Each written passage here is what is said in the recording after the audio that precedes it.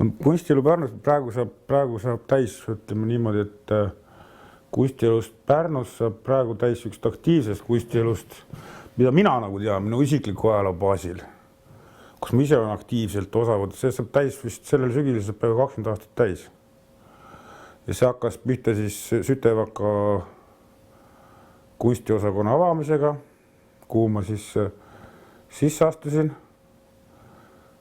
Kunstnikuks õppima läksin ja minu elu aktiivne kunstniku elu Pärnus hakkas sellest hetkest peale ja noh, ütleme siis kestab siiamaani.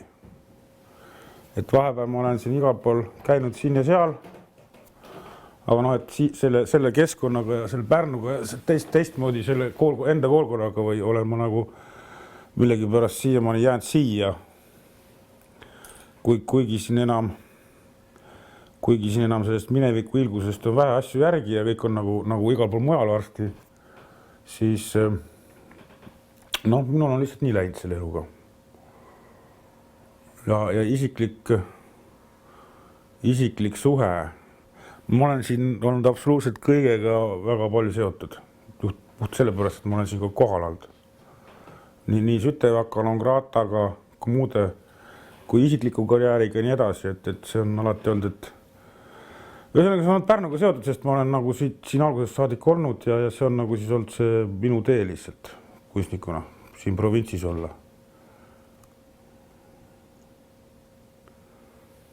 Kas selles võib välja lugeda mingit kahetsust? See on kahe otsaga asi, sellepärast, et samas siin on saanud teha ja kogeda midagi sellist, mida mujal ei saa. Kuivõrd, et siin ei olnud midagi ees.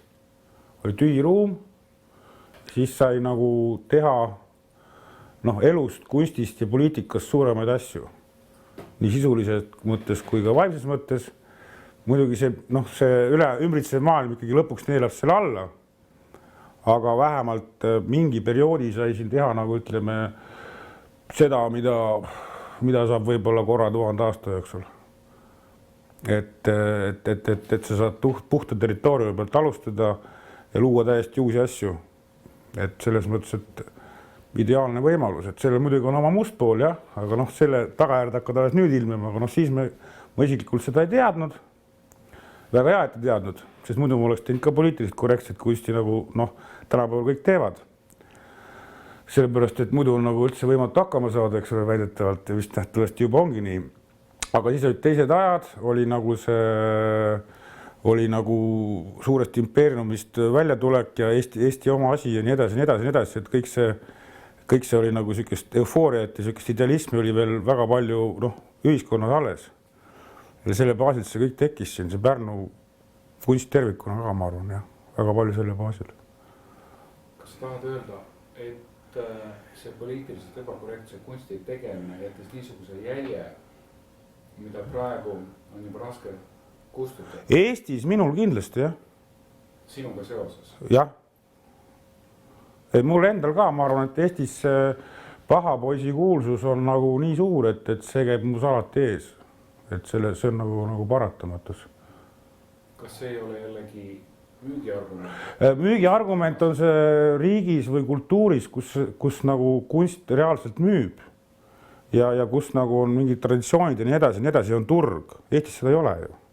See on võib-olla müügiturg kuskil suuremas riigis, aga mitte Eestis. Eestis on sellega väga raske midagi müüa. See tähendab, kui keegi Pärnus tahab su pilti osta, siis ta kõigepealt mõtleb, kas ta tahab paha poisi käest pilti osta või mitte? Jah, midagi sellist. Jah. Nüüd see hakkab muidugi kustuma natuke, aga et see mingid varjud on igal pool veel sees. Et see nagu, samas see mind ei häiri, see on nagu elu osa. Aga et see lihtsalt on nii. Mitte, et kas on hea või halb, vaid see lihtsalt on nii, et see käib selle minu isikliku müüdiga või selle isikliku kunstiajalooga kaasas, et ma pean sellega leppima. Vahepeal ma üritasin seda nagu võib-olla, et muuta, aga pärast ma sain aru, et pole mõtet, et siis sa kustutad võib-olla oma suure loovuse ära ja sinna pole midagi parata, sa pead leppima endaga nagu sa oled. Kunstimaailma seisukohalt võimaldab see sul jällegi oma nähtavust suurendada? Jah, aga see on suurendanud ka kindlasti neid niisuguseid väga palju ebameeldivaid üllatusi igal pool. Kuivõrd, et ma isiklikult ei olnud üldse teadlik mingisugustest poliitilistest mängudest, noh, mis käivad igal pool kunstimaailmas. Käisid juba ennem, no nüüd nad käivad veel rohkem. Et mina seda tausta ei teadnud, mina tegin ju lihtsalt kunsti, ega mina sellest mitte midagi ei teadnud. Ja pärast ilmnesid igasugused taustad, mis nagu tõid mulle väga palju, ütleme, nördimust ja pettumust just inimestes ja üldse kunstis tervikuna, kunstielus ka tervikuna. Et selles mõttes, et nüüd hakkab see etapp ka juba läbi saavad, nüüd ma teen nagu nii nagu mul tuleb seda kunsti ja ma olengi siuke ja ma olen sellega leppinud, et see muidugi on pikk protsess, et viimased, ütleme 5 aastat ongi selle peale läinud, nüüd on nagu see läbi saanud, nüüd hakkab nagu asi maha rahunema, et ma olen nagu nii edasi kunstnikuna, nagu ma olen.